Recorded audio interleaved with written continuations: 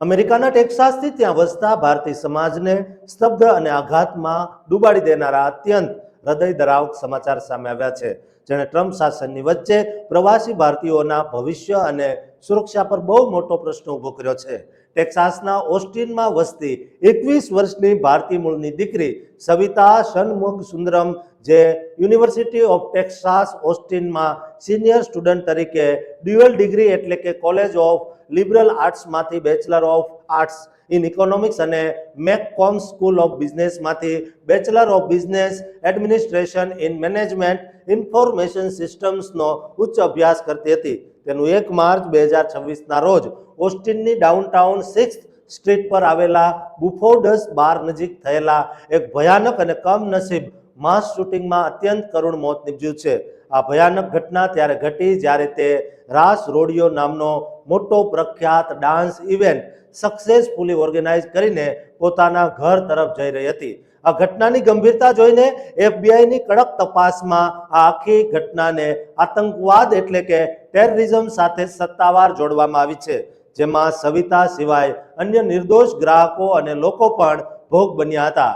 આ અસહ્ય ટ્રેજેડી અને આઘાત બાદ સવિતાના પિતા શન મુથિયન અને માતા સેલ્વી શને પોતાના ભયાનક દુઃખને સમાજના કલ્યાણ માટે એક બહુ જ પોઝિટિવ અને સકારાત્મક કાર્યમાં બદલવાનો મોટો નિર્ણય કર્યો છે. તેમણે યુનિવર્સિટી ટેક્સાસ ઓસ્ટિન યુનિવર્સિટીના સત્તાવાળાઓ સાથે સત્તાવાર રીતે સવિતા ષણમુગ સુંદરમ એન્ડોવડ સ્કોલરશિપ ફંડની શરૂઆત કરી છે.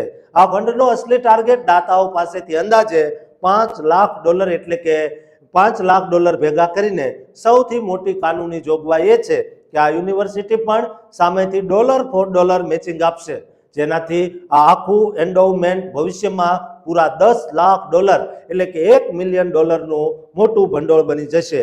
આ સ્કોલરશિપનો મુખ્ય ઉદ્દેશ્ય આર્થિક રીતે નબળા, ગરીબ અને વંચિત એટલે કે અંડર પ્રિવિલેજ્ડ વિદ્યાર્થીઓને ઉચ્ચ શિક્ષણ મેળવવાની અદ્ભુત તક આપવાનો છે.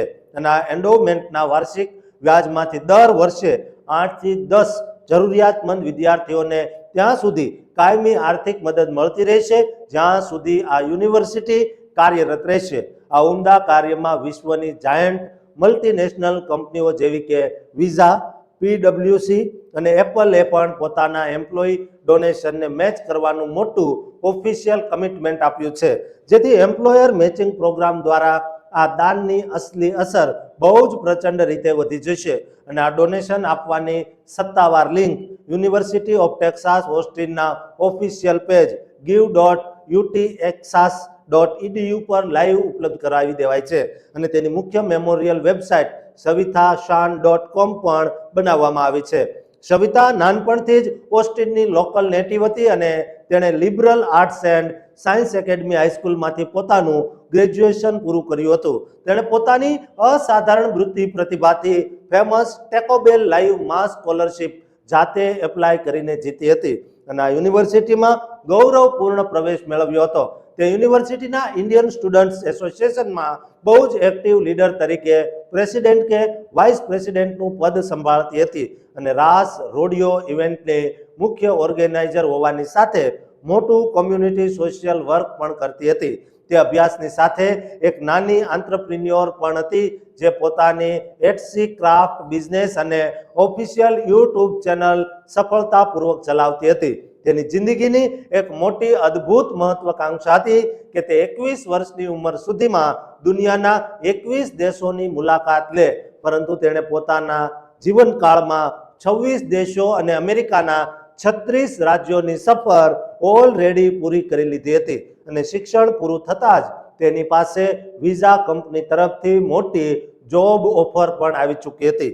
ચાલુ મે 2026માં યુનિવર્સિટી દ્વારા દીકરીના સન્માનમાં તેના માતા પિતાને સવિતાની આ બંને ડ્યુઅલ ડિગ્રીઓ મરણોત્તર એટલે કે પોસ્ટ હ્યુમન્સલી સત્તાવાર સ્ટેજ પર એનાયત કરવામાં આવી હતી.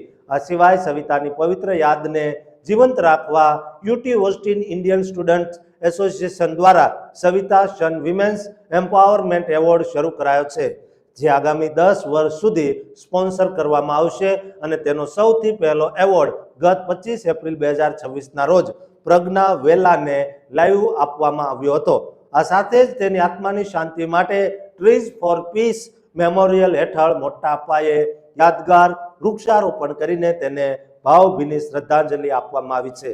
દોસ્તો, અમેરિકામાં આપણા ભારતીયને, આપણી ભારતની દીકરીને આ રીતે જીવંત રાખવામાં આવી રહી છે. આપણે પણ એવું કંઈક કામ કરીએ કે લોકો વર્ષો સુધી યાદ કરે. દોસ્તો, દરેક ગુજરાતીને આ વિડીયો શેર કરજો અને આ ચેનલને સબસ્ક્રાઇબ કરવાનું ચૂકતા નહીં.